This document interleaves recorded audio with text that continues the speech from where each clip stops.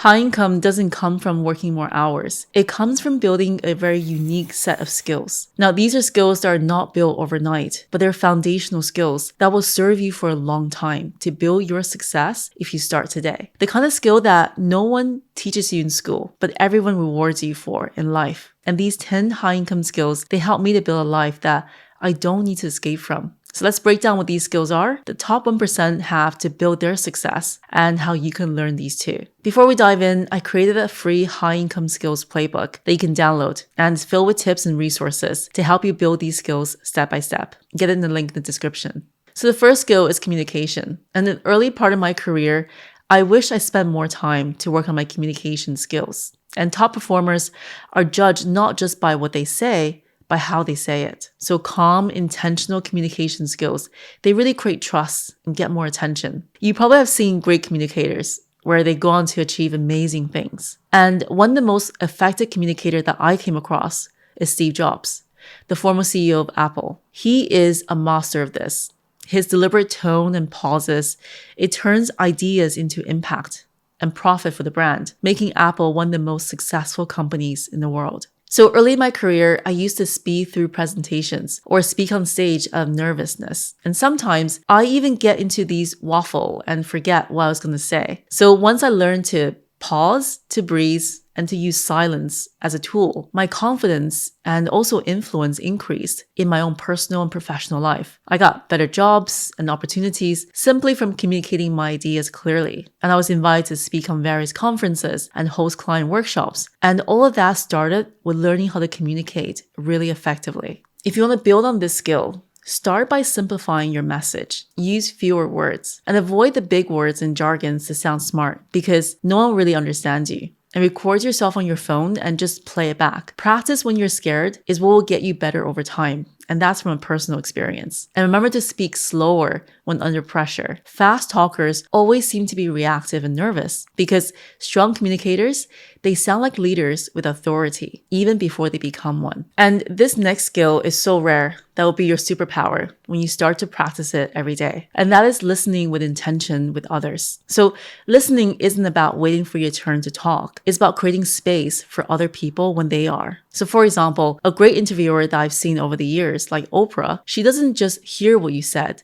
She absorbs the information you tell her. Then she leans in. She mirrors what you're sharing without any judgment. And I think that kind of presence really builds trust very fast. So in my own personal work with clients, listening to help me discover what their real roadblocks are, ones that they weren't able to describe themselves. And that insight, it turned my content and my workshops to actually address their pain points. You can practice this by sitting in one conversation today or tomorrow without interrupting. So repeat what the other person said back to them to show that you understand their points. People don't want you to fix them. They want you to hear them. And when they feel seen, that's how you build real trust and relationships. So this next skill is all about stacking the skills in your favor. The top 1% don't rely on one skill. They stack a set of complementary skills that make them valuable in a very unique way. I love this example of Scott Adams. He's the creator of Dilbert. He wasn't the best artist or the funniest writer, but by combining his average art skills with business insights and his humor, he created something really distinctive that everyone loves. And in my own journey, I realized I wasn't just a creator. I was also a teacher, a storyteller, a system builder, and a community leader. By combining these strengths, I learned to carve out a niche that felt both authentic and in demand that fits with what I love to do. Because I think you don't have to be world-class at everything, but when you're good at a few intersecting skills, like writing and speaking and strategy, or design and psychology and tech, just for example's sake, you become the best and the hardest to replace in this fast-changing world. So start by listing out your top 3 natural skills. Then look for how they actually intersect. What problems can you solve with this unique blended skills that only you have? And that intersection is your edge and your unfair advantage. And speaking of unfair advantage, here is the biggest one that you can create for yourself. Your personal brand is the story that people tell about you when you're not in the room. And in the digital age right now, it's your digital leverage. So if you're not telling your story, someone else probably is. When I left the corporate world, I had 0 followers and no audience. But I committed to showing up consistently if I can, sharing my life lessons, insights, and behind the scenes of building who I am today. And that consistency built trust. It built the credibility and the global audience that now powers everything I do. And what I learned is that having a distribution platform through your personal brand, whether it's on YouTube, LinkedIn, Instagram, or a newsletter audience, for your current and future goals in life, that is important for whether you want to get a new job, change careers, start a business, or just build a life that you love. And you can build this by just looking at your current online presence. What do your socials say about your values?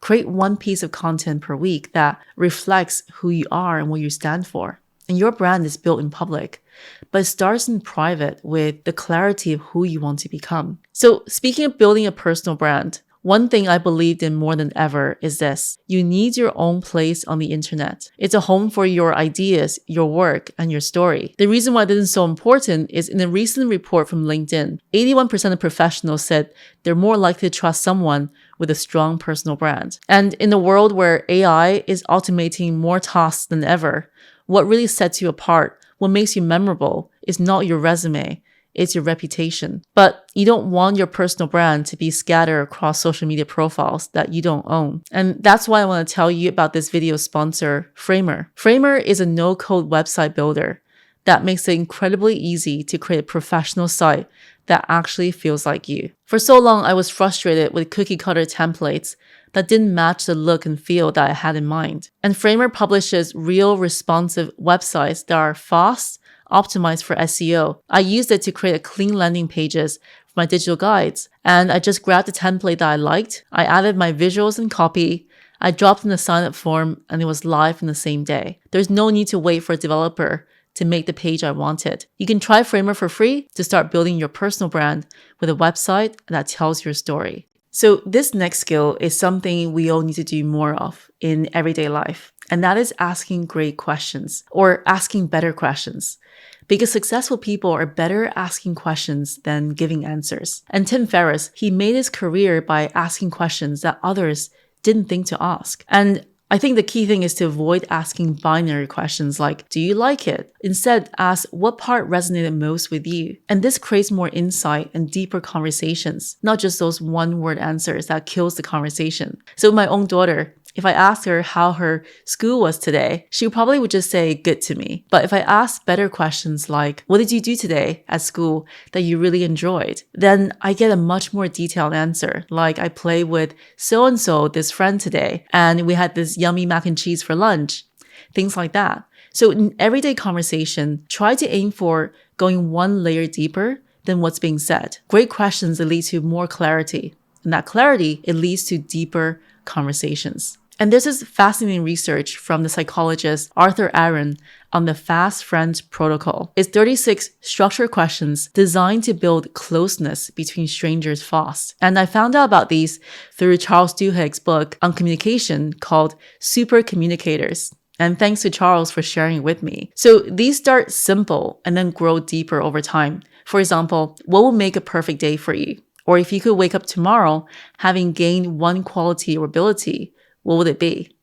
I've used versions of these in workshops and coaching sessions to build real trust, which helped me to deliver better experiences. I even used it on the date nights with my husband, Simon. So we don't just end up talking about our daughters all the time. It will help you move past all that small talk and into meaningful conversations much faster, even with your own family. If you're interested, I linked it in the description to check it out. And now let's talk about how to build your influence, which is another invisible key skill. So Simon Sinek, the author of Start With Why, he didn't become one of the most impactful voices in business by accident. He influenced by helping others see why his vision mattered more to them. So he did this by focusing on why they do what they do, rather than just what they do, and by emphasizing the impact their actions have on others. And the why drives people much more deeper than just what they do in their professional roles. When I started my YouTube channel, I wasn't trying to go viral. I focused on creating content that solved problems my audience deeply cared about, because these are the videos that I love to watch to educate myself. And over time, that consistency built trust, and trust turned to influence. Because I think that influence is the ability to change someone's belief. You don't need to be loud, but you do need to be consistent and say what you really believe. and then show that you actually live it. And the top 1% don't just work hard. They learn to build repeatable systems that work hard for them. Instead of repeating tasks, they create processes, automations, or teams that scale what they do and grow exponentially. James Clear is a perfect example of this. He didn't just write a book like most authors. He built a publishing engine after the book is out in the world. And that's a system in itself. Create once, then earn attention forever. His weekly 3-2-1 newsletter is a system. I love how uncomplicated and simple it is, and easily repeatable every week. 3 ideas, 2 quotes, and 1 question. It goes out to millions of people every Thursday. It builds his authority and then compounds his influence over time. And for me, that's leverage in action. So in my business, I used to burn out trying to do everything manually, scheduling the content, replying to every message, writing everything from scratch. Now, once I built systems using templates, automations, and amazing team members, I got my time back to spend on things that I actually enjoy. So start with 1 question. What am I doing repeatedly that could be automated, delegated, or eliminated? Then build repeatable processes for tasks that you can easily outsource. So I use tools like Notion, Zapier, and all kinds of AI to streamline my work. The less time you spend on repetitive tasks, the more time you have to create real value. And when it comes to decisions, I love this framework, which is what Jeff Bezos calls the regret minimization framework. Will I regret not making this decision 10 years from now? The top 1% moves fast because they know most decisions are reversible. You can always find another way to make things work if this decision didn't work out. When I made the leap from a safe 9-to-5 job to working for myself, it wasn't always easy. I was really scared of all the uncertainty.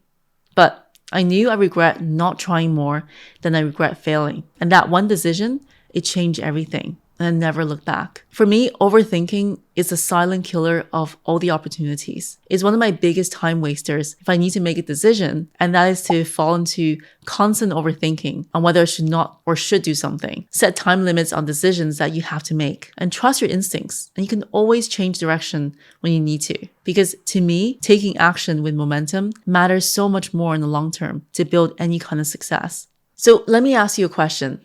When something's no longer exciting, will you keep going? Serena Williams showed up to train when no one was watching. Kobe Bryant shot 800 free throws before sunrise. And these stories show that if you're dedicated to pursue what you want to achieve, anything is possible. And I remember for myself, there were weeks where my YouTube videos barely got any views, where my project stalled with clients, and my motivation disappeared. But I kept going, not because I was doing it for external validation, but because it was aligned with my bigger mission to create impact. And to me, that matters more. And that's grit that keeps me going. That's what drives me. You can build your grit by committing to one hard thing every single day that we'll usually put off. Try to lean in, track your consistency on it, not just aiming for any perfection. Because grit is doing the work when no one's watching. And that's where real mastery of your skill really lives. So there's a beautiful quote from Naval Ravikant that says, play long-term games with long-term people, but you only stay in the game if you love the game. And this ties in so much with grit that I mentioned earlier. So in the early days of building my personal brand, I wasn't making any money. I wasn't getting any recognition, but I just loved the process of writing, creating, and teaching.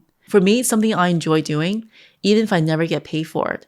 It's just what gets me up in the morning. I can't help but being excited about doing it. And that intrinsic motivation, it helped me to stay in the game long enough to build something meaningful. That I still do each day right now.